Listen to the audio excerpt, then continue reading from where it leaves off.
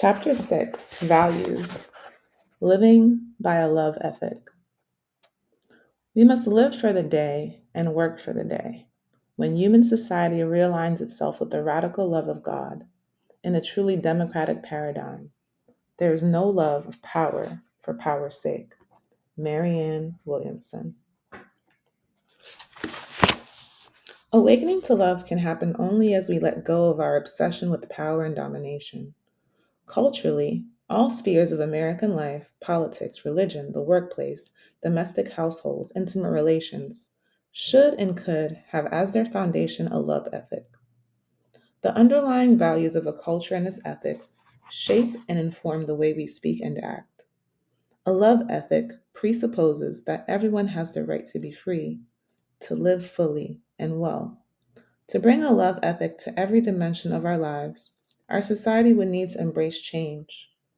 At the end of The Art of Loving, Eric Fromm affirms that important and radical changes are necessary if love is to become a social and not a highly individualistic marginal phenomenon. Individuals who choose to love can and do alter our lives in ways that honor the primacy of a love ethic. We do this by choosing to work with individuals we admire and respect, by committing to give our all to relationships, by embracing a global vision wherein we see other lives and our fate as intimately connected to those of everyone else on the planet. Commitment to a love ethic transforms our lives by offering us a different set of values to live by. In large and small ways, we make choices based on a belief that honesty, openness, and personal integrity need to be expressed in public and private decisions. I chose to move to a small city so I could live in the same area as family, even though it was not as culturally desirable as the place I left. Friends of mine live at home with aging parents, caring for them, even though they have money to go elsewhere. Living by a love ethic, we learn to value loyalty and a commitment to sustained bonds over material advancement. While careers and money remain important agendas, they never take precedence over valuing and nurturing human life and well being. I know no one who has embraced a love ethic whose life has not become joyous and more fulfilling.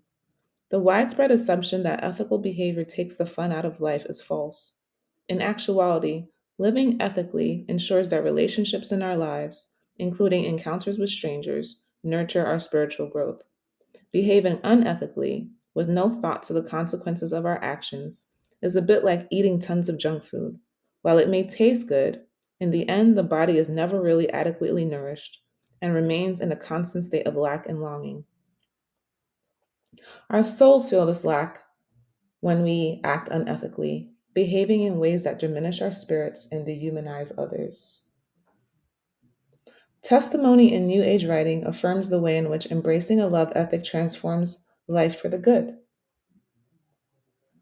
Yet, a lot of this information only reaches those of us who have a class privilege, and often individuals whose lives are rich in spiritual and material well being, who have diverse friends from all walks of life, who nurture their personal integrity, tell the rest of the world these things are impossible to come by.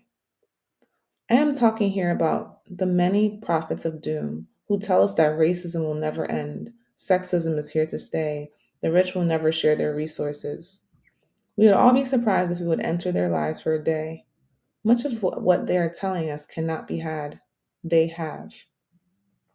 But in keeping with a capitalist based notion of well being, they really believe there is not enough to go around, that the good life can be had only by a few. Talking to a university audience recently, I expressed my faith in the power of white people to speak out against racism, challenging and changing prejudice, empathetically stating that I definitely believe we all change our minds and our actions. I stressed that this faith was not rooted in a utopian longing, rather, but I believe this because of our nation's history and the many individuals who have offered their lives in service of justice and freedom. When challenged by folks who claimed that these individuals were exceptions, I agreed. But then I talked about the necessity of changing our thinking so that we see ourselves as being like the one who does change, rather than among who refuse to change. What made these individuals exceptional was not that they were any smarter or kinder than their neighbors, but that they were willing to live the truth of their lives. Here is another example. If you go door to door in our nation and talk to citizens about domestic violence, almost everyone will insist that they do not support male violence against women, that they believe it to be morally and ethically wrong. However, if you then explain that we can only end male violence against women by challenging patriarchy, and that means no longer accepting the notion that men should have more rights and privileges than women because of a biological difference, or that men should have the power to rule over women, that is when the agreement stops. There is a gap between the values they claim to hold and their willingness to do the work of connecting thought and action, theory and practice to realize these values and thus create a more just society. Sadly, many of our nation's citizens are proud to live in one of the most democratic countries in the world, even as they are afraid to stand up for individuals who live under oppressive and fascist governments. They are afraid to act on what they believe because it would mean challenging the conservative status quo. Refusal to stand up for what you believe in weakens individual morality and ethics as well as those of the culture. No wonder then that we are a nation of people, the majority of whom, across race, class, and gender, claim to be religious, claim to believe in the divine power of love, and yet collectively remain unable to embrace a love ethic and allow it to guide behavior, especially if doing so would mean supporting radical change. Fear of radical change leads many citizens of our nation to betray their minds and hearts. Yet, we are all subjected to radical changes every day. We face them by moving through fear. These changes are usually imposed by the status quo. For example, revolutionary new technologies have led us all to accept computers. Our willingness to embrace this unknown shows that we are all capable of confronting fears of radical change, that we can cope. Obviously, it is not in the interest of conservative status quo to encourage us to confront our collective fear of love. An overall cultural embrace of love ethic would mean that we would all oppose much of the public policy conservatives condone and support. That was a lot. Society's collective fear of love must be faced if we are to lay claim to a love ethic that can inspire and give us the courage to make necessary changes. Writing about the changes that must be made, Fromm explains. Society must be organized in such a way that man's social, loving nature is not separated from his social existence, but becomes one with it. If it is true, as I have tried to show, that love is the only sane and satisfactory response to the problem of human existence, then any society which excludes, relatively, the development of love must, in the long run, perish in its own contradiction with the basic necessities of human nature. Indeed, to speak of love is not preaching, for the simple reason that it means to speak of the ultimate and real need in every human being, to have faith in the possibility of love as a social and not only exceptional individual phenomenon. It is a rational faith based on the insight into the very nature of man. Faith enables us to move past fear. We can collectively regain our faith in the transformative power of love by cultivating courage, the strength to stand up for what we believe in, to be accountable both in word and deed.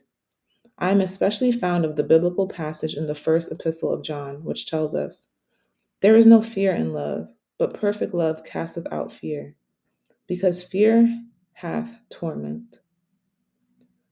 He that feareth is not made perfect in love." From childhood on, this passage of scripture has enchanted me. I was fascinated by the repeated word perfect. For some time, I thought of this word only in relation to being without fault or defect, taught to believe that this understanding of what it means to be perfect was always out of human reach, that we were, of necessity, essentially human because we were not perfect, but were always bound by the mystery of the body, by our limitations. This call to know a perfect love disturbed me. It seemed a worthy calling, but impossible. That is, until I looked for a deeper, more complex understanding of the word perfect and found a definition emphasizing the will to refine. Suddenly, my passage was illuminated. Love is a process that has been refined, alchemically, I do not know that word, altered as it moves from state to state. is that perfect love that can cast our fear. As we love, fear necessarily leaves.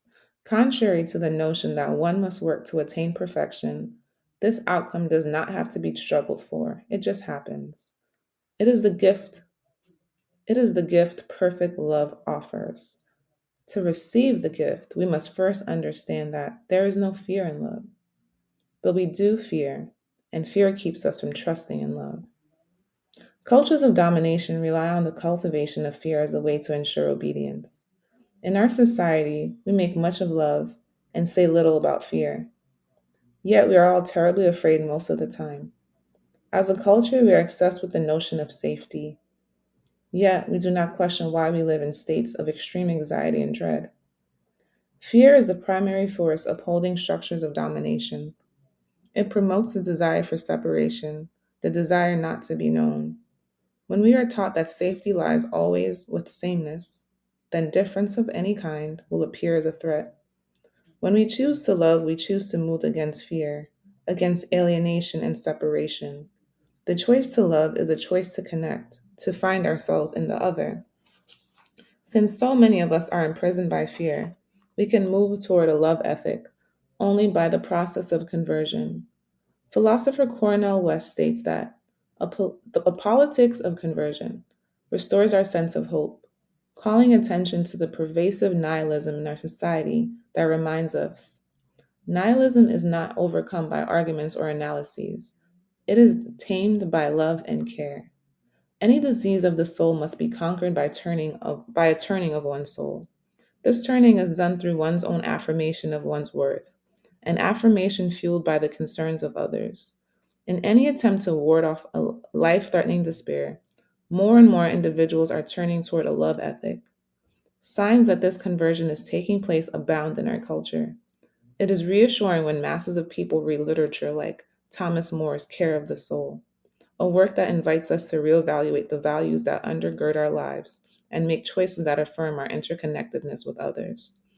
Embracing a love ethic means that we utilize all the dimensions of love: care, commitment, trust, responsibility, respect, and knowledge in our everyday lives. We can successfully do this only by cultivating awareness. Being aware enables us to critically examine our actions to see what is needed so that we can give care, be responsible, show respect, and indicate a willingness to learn. Understanding knowledge as an essential element of love is vital because we are daily bombarded with messages that tell us love is about mystery, about that which cannot be known. We see movies in which people are represented as being in love, who never talk with one another, who fall into bed without ever discussing their bodies, their sexual needs, their likes and dislikes. Indeed, the message received from the mass media is that knowledge makes love less compelling. That is, that it is ignorance that gives love its erotic and transgressive edge. These messages are often brought to us by profiteering producers who have no clue about the art of loving, who substitute their mystified visions because they do not really know how to genuinely portray loving interaction. Were we, collectively, to demand that our mass media portray images that reflect love's reality, it would happen. This change would radically alter our culture. The mass media dwells and perpetuates an ethic of domination and violence because our image makers have more intimate knowledge of these realities than they have with the realities of love. We all know what violence looks like. All scholarship in the field of cultural studies focuses on a critical analysis of the mass media. Whether pro or con, indicates that images of violence, particularly those that involve action and gore, capture the attention of viewers more than still, peaceful images. The small groups of people who produce most of the images we see in this culture have heretofore shown no interest in learning how to represent images of love in ways that will capture and stir our cultural imagination and hold our attention. If the work they did was informed by love ethic, they would consider it important to think critically about the images they create. And that would mean thinking about the impact of these images, the ways they shape culture and inform how we think and act in everyday life. If unfamiliar with love's terrain, they would hire consultants who would provide the necessary insight. Even though some individual scholars try to tell us there is no direct connection between images of violence and the violence confronting us in our lives, the common sense truth remains. We're all affected by the images we consume and by the state of mind we are in when watching them. If consumers want to be entertained and the images shown us as entertaining are images of violent dehumanization, it makes sense that these acts become more acceptable in our daily lives and that we become less likely to respond to them with moral outrage or concern. Were we all seeing more images of loving human interaction, it would undoubtedly have a positive impact on our lives. We cannot talk about changing the types of images offered us in mass media without acknowledging the extent to which the vast majority of the images we see are created from a patriarchal standpoint. These images will not change until patriarchal thinking and perspectives change. Individual women and men who do not see themselves as victims of patriarchal power find it difficult to take seriously the need to challenge and change patriarchal thinking. But re-education is always possible. Masses of people are negatively affected by patriarchal institutions and, most specifically, by male domination.